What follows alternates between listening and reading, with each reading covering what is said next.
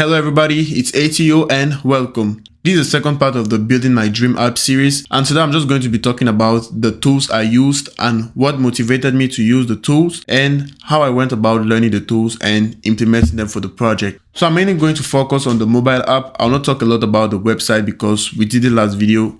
I'll just focus on the mobile app, the tools I use, what made me to choose those tools, and how long I did to learn those tools. I think it will be very helpful for people to know how long you can take to learn a language or framework and actually do a real world project with it. Just going briefly on the website. For the main website of Oramo, I basically just implemented it in React.js. Nothing really extra, just React.js, and the API I built it with Java. So going directly to the mobile app, to build the mobile app, the main tool I use is React Native. So React Native is a JavaScript framework built by Facebook, which can help you build both Android and iOS mobile applications using one code base. And a lot of people always ask me why I didn't use Flutter. Flutter is another framework developed by Google, which helps you build mobile apps, which runs both on iOS and Android. So React Native and Flutter are very similar, but the reason I chose React Native is because I already knew React.js, and transferring your React.js skills to React Native is really not that hard.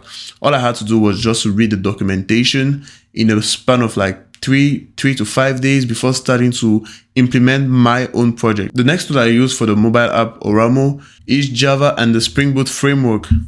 So again, Java was like my second programming language I learned. And learning Spring Boot was just a matter of few weeks because Spring Boot is just a framework built on top of Java, which helps you build APIs for your backend. So after designing and building the mobile app with React Native, all I had to do was just to consume the APIs I'd already built with Java, which was used for the website. Since I had added the feature to Oramo, that is the currency converter feature, I only had to add a few lines of code and expose my APIs for me to be able to consume it on the mobile app. And that was basically it. Finally, for the backend database, I use purely Firebase. Firebase is a NoSQL backend as a service. What does this mean? That means to query your data, you don't need to use SQL. You just need to use the API and the functions already provided by Firebase. This makes life a lot more easy. The only drawback is that if it is implemented wrongly, it can become very, very expensive.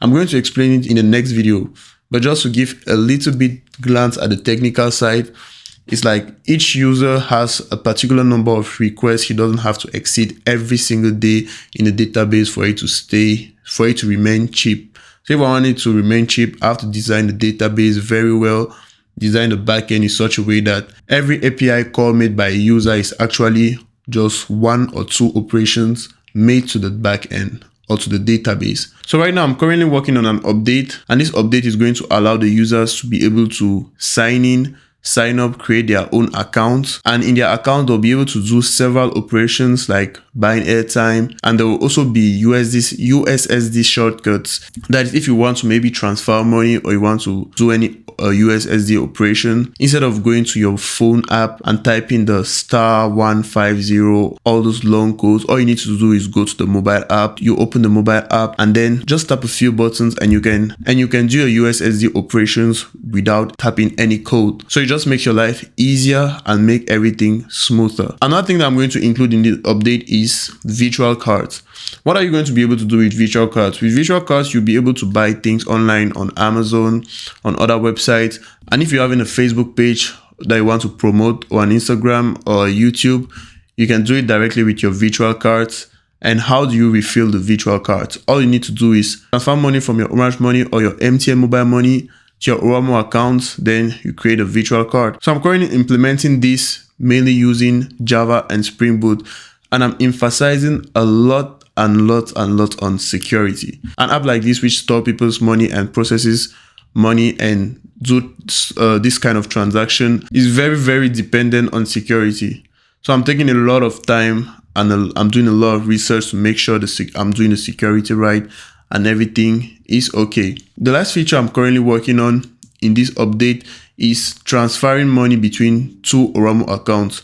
So if you have a friend who has an Oramo account, you can directly transfer money to him and he can do whatever transaction he likes, that is buying airtime or creating virtual cards. I have more ideas and future features that I'm going to implement for Oramo, but for now, this is all I'm going to share. The next video, I'm going to talk about how I actually go about coding the backend my thought process, how I did to design my classes, my database, and how I visualize the way the data is actually going to communicate between one user to the other. I'm going to explain all of this during the next video. This was just a short video to explain which tools I'm going to use. So if you like this video, make sure to like, make sure to share, and make sure to hit the follow button, and see you in the next one.